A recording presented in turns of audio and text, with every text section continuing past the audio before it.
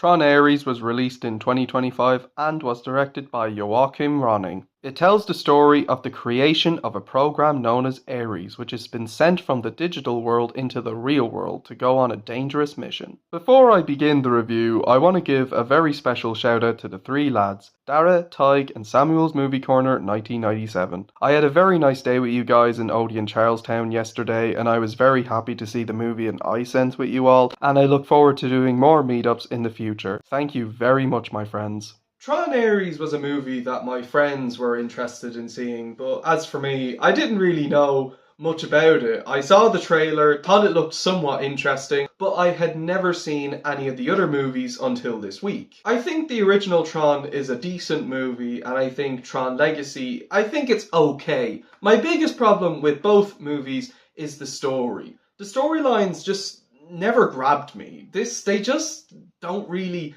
appeal to me. I do think the movies have a lot to appreciate, but the plot lines, they just don't really grab me. And as for my thoughts on Tron Ares, my thoughts are similar to the other movies. Tron Ares, in my opinion, is a fun movie. I think it's a decent movie. The responses to the film have been very, very interesting. There's been a few people saying they really enjoyed it, and then there's a lot of people saying that the movie was terrible. And I can see why, and I can definitely see where they're coming from. But as for me, my friends thought the movie was decent enough, and I myself thought the same. I thought the film was good enough. But much like the other movies, my problem comes with the storyline. The storyline, it's just nothing. It's not interesting. There's not really much of a plot. There's no real character arcs. There's no real journey. You're kind of just watching a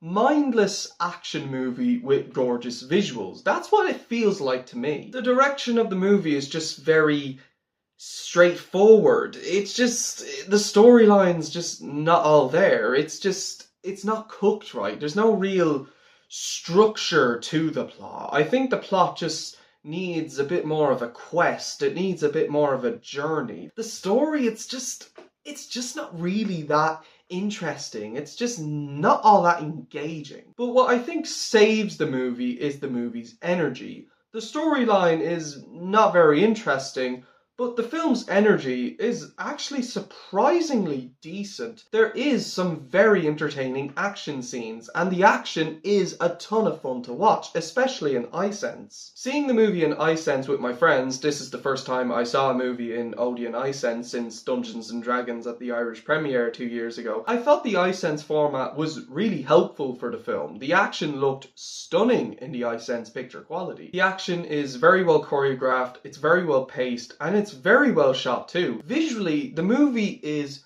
gorgeous. There's great colors in it, there's great atmosphere in it, the cinematography is fantastic, the color correction is really good, and the lighting is excellent. And even like the character costumes are just really, really cool to look at. They just have such a nice color to them. I feel like all three of the Tron movies just feel very visual driven. In my opinion, they don't really feel like they want to tell a complex story. It feels like they just want to tell somewhat of a story, but not really flesh out the plot. They kind of just want to throw in pretty action with gorgeous visuals and great colours. In my book, this film especially felt the most visual driven of the bunch. So the plot of the film, in my book, is very, very weak, but I do believe visually the movie looks stunning. Like, I can't deny, on a visual level, this film looks excellent. And of course, from a biased perspective, yes, I did love the use of the colour red, but that's only because red is my favourite colour. The performances,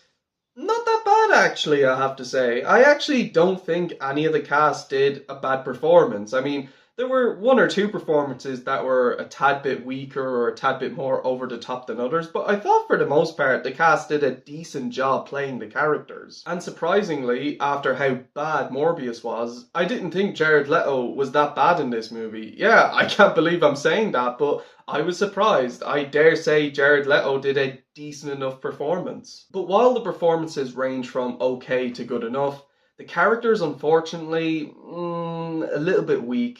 Characters like the protagonist, such as Ares, and the other characters, they're just not developed enough. They're not interesting enough. And I feel like it's a little bit hard to get invested with their storylines because again, they're not fleshed out enough. They just kind of feel thin. They feel quite one-dimensional to me. They're not bad by any means, but they could do with much more character development. However, what I will say, the chemistry of the characters is actually pretty good. Similar to how I felt of the original film, I did think the characters did have decent chemistry with one another. I didn't really feel the chemistry in Tron Legacy, to be honest, but I will give credit to this movie. The chemistry of the characters, it's decent. They actually bounce off each other quite well. The dynamic they have with one another is actually pretty decent. But the villains suck.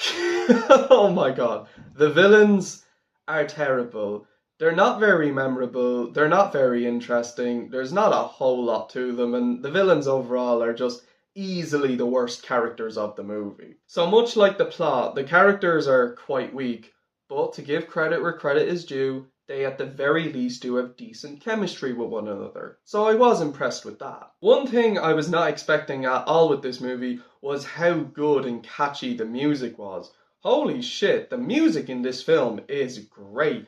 It's so catchy, it goes so hard with the action, it fits the film and the tone and the atmosphere very well, and the music just has a great catchy vibe to it. I was so surprised with how good the music was. The film has a fantastic music score. This movie is insanely flawed, but I think there is some merit to it that did make it a fun cinema experience, and I have to say, I was very happy to see it in iSense with 3 great friends. Overall, Tron Ares is an incredibly flawed movie with a bland story and not very interesting characters, but it does have a good energy with fun action, great music, and gorgeous visuals. There may be nothing to the movie, but at the very least, it did have enough energy that did make it fun and entertaining. I'm going to give Tron Ares a 7 out of 10. So, that's it for my review of Tron Ares. Let me know what you guys think of the movies in the comments section below. Special thank you to Dara, Tig and Samuel's Movie Corner for yesterday in Charlestown. It was a wonderful day with you guys. I had such a great time with you, and hopefully we get to do more meetups in the future. Stay tuned for my next review, which is going to be on